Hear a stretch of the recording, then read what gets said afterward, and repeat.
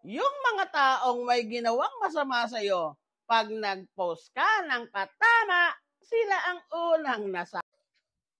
Ang sama-sama daw ng ugali ko. Natural. Masama rin yung pakitungo mo sa akin eh. Ano na-expect mo? Hoy, tandaan mo, hindi lahat ng friend mo sa Facebook tao. Yung iba, ahas, plastic at CCTV. Samahan mo pa ng reporter. Mapaghahalataan mong nahihirapan silang talunin ka? Kapag lahat sila nagkakampihan na para siraan ka.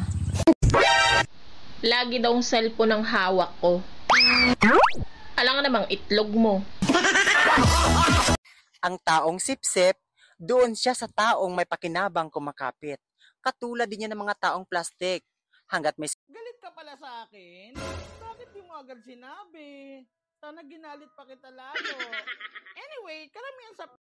Para sa mga taong mainit ang dugo sa akin, patingin nga kung kumukulo na. Huy, kamusta takbo ng buhay mo? Anong takbo? Nakaupo lang ako maghapon.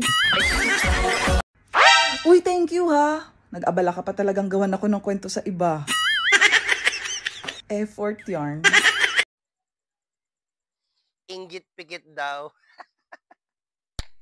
Kahit matulog pa ako, wala nakakainggit sa... Uy, Day, balita ko, umiiwas ka na daw sa mga plastic. Uy, saan ka pupunta? Basta ako chill lang. Pag ayaw sa akin, ayaw ko rin. Ano ka, gold? Wow ha, may pa-unfriend ka pang nalalaman? Wala naman akong paki sa'yo. Hindi ako pumapatol sa mga parinig at paninira, pero subukan mong harapin ako. Tingnan natin kung hanggang saan ang tapang mo. Tama yan, dapat ako yung masama sa kwento mo. Dahil hindi bagay sa akin na maging kawawa. Mas bagay yun sa'yo dahil yan ang papel mo. Tingnan mo yung mga pangit mong kwento about sa akin. Sa mukha mo lang din napupunta. Nagkampihan yung dating nagsisiraan. Kayak naman yung friendship nila, no? Nung nilait mo ba ako? Nawala ba ang galis mo? Sa mga may galit po sa akin dyan, kaya mo yan.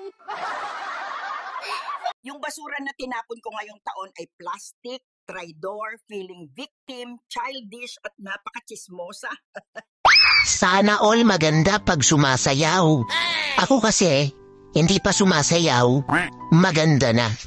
Alam kong plastic ka. Siyempre, kakausapin pa rin kita kasi plastic din ako.